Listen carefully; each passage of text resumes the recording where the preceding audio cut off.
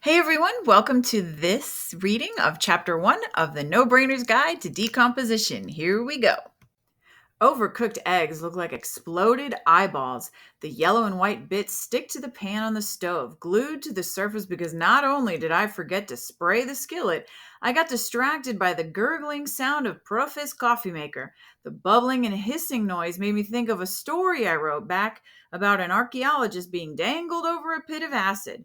By the time I imagined my hero swinging from the rope tied around his ankle to safety, the smell of burnt eggs snapped me back to reality, and my breakfast was beyond saving. I pull a tortilla out of the bread box and scrape the dry, burnt yolks onto it so I can roll it up and cover my breakfast disaster in cheese.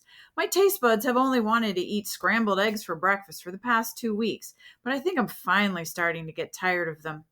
Franny, you need to soak that pan, a voice calls over my shoulder. Maggot nostrils, I'm busted. I know, I tell my sister Esperanza. I got it. I turn just in time to see her black eyebrow arch pointedly up her forehead. Oh, really? She says, like you had it when you set the smoke alarm off because you forgot to put your bread in the toaster, or when you boiled over an entire pot of pasta because you weren't paying attention to it.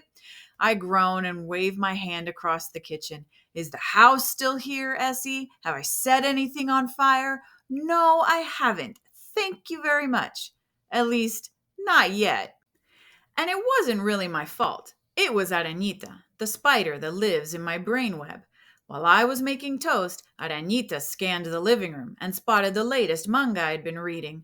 She wanted to dive back into the world of human robot hybrids battling sea monsters, and I didn't notice the smoke snaking out of the toaster until the loud beeping alarm pulled me out of my book.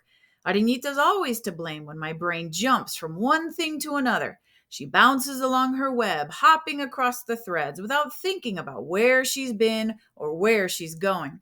The teachers and counselors at school tried to give my distracted brain a 4-letter label, but I know the truth. It's Aranita. I grab the skillet and toss it in the sink, the loud clatter making Profe look up from his coffee. He glances from me to Essie, tugs on the sleeve of his blue fishing shirt with too many pockets, and goes back to scrolling through his email on his phone. Just make sure you don't cook anything until I get back home. I don't want to get a call from the fire department. Essie crosses her arms and blows a strand of frizzy black hair off her forehead. Don't leave the refrigerator door open again either. You'll spoil all our food.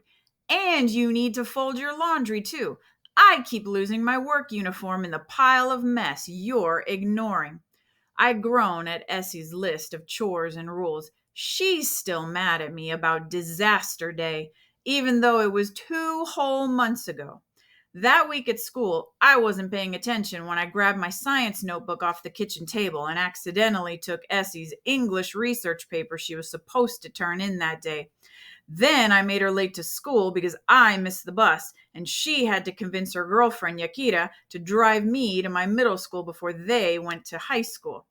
It's not my fault. Aranita decided I needed to organize my closet when I was picking out what to wear.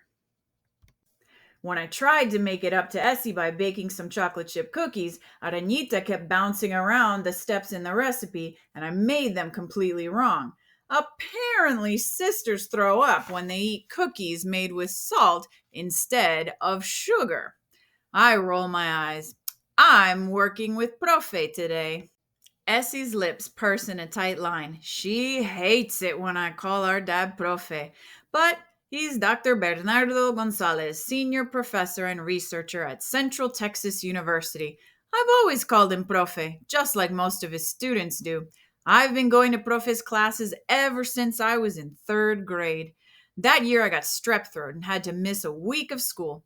Profe didn't want me staying home by myself, so I tagged along with him to his lectures.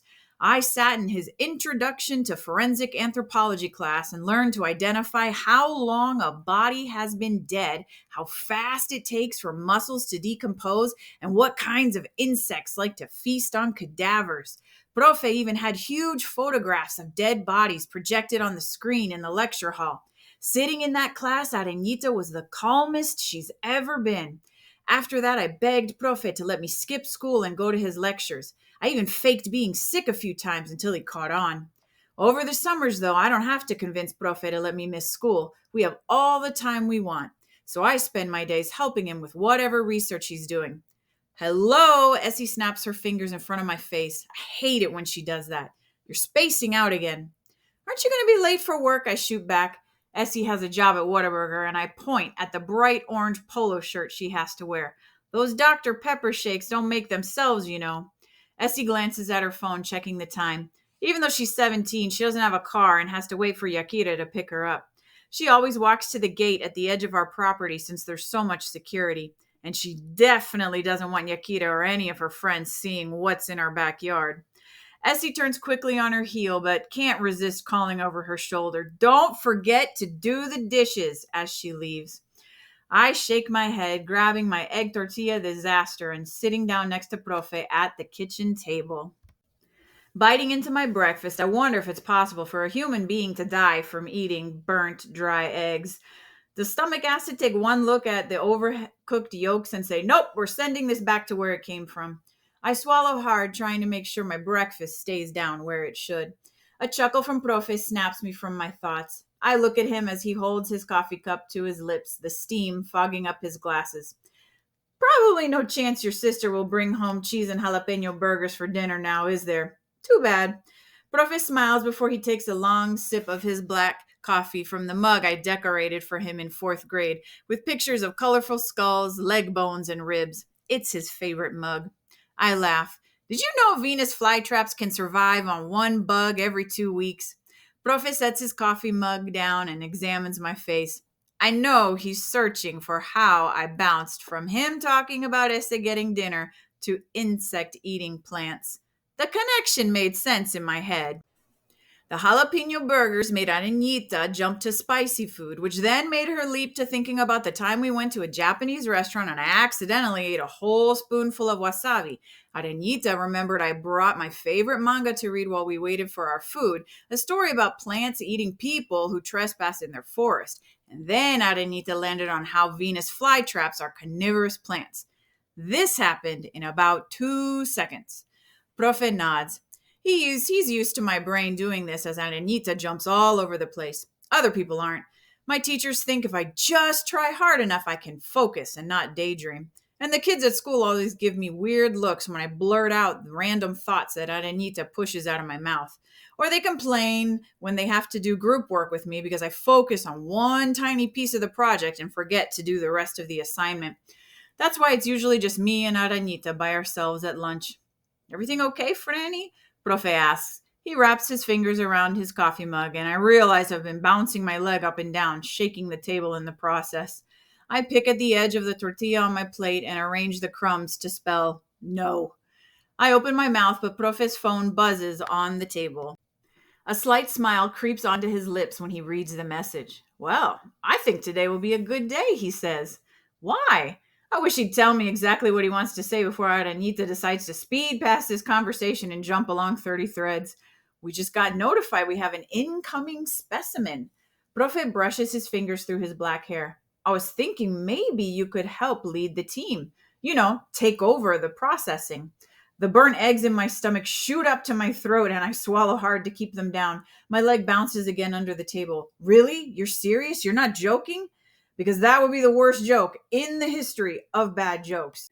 Profe smiles and gets up from the table, setting his coffee cup in the sink next to my discarded skillet. "I think you're ready. Why don't you give it a try?" I jump up, almost knocking over my chair. "I can do it. I know I can," I tell Profe. I clench my hands at my sides as Arenita races past each step of the processing I'll have to complete today. I try to slow her down, but it's no use. She's speeding across silk threads, ducking under webs, and skipping along thin lines. Profe shuffles out of the kitchen to get ready. I grab my plate from the table and dump the rest of my breakfast disaster in the trash. Before I can head to my room to find my shoes and my favorite hair tie, I hear Profe call down the hall, "Don't forget to soak that pan or your sister will scream loud enough to destroy the roof." He's not wrong. I flip on the faucet and wait for the pan to fill up with water. Looking out the window above the sink, I gaze past the tall chain link fence to the mesquite bushes and cacti that have sprouted up from the rocky ground. I can almost see the small mounds of dirt that make up Profe's research and his job. Our house sits on 26 acres that are part of the university. My backyard is probably different from anyone else's at San Zavala Middle School. There's no swing set or trampoline, no deck with a grill, and definitely no swimming pool. I squint and watch a large buzzard land on a live oak branch. It scans the ground, looking for its own tasty breakfast. I know exactly what it's going to pick. The land stretching out from the kitchen window is practically a buffet. That's because there are 237 bodies buried in my backyard. I hope you enjoyed this first chapter of The No Brainer's Guide to Decomposition, and I can't wait for you to read the rest of the book.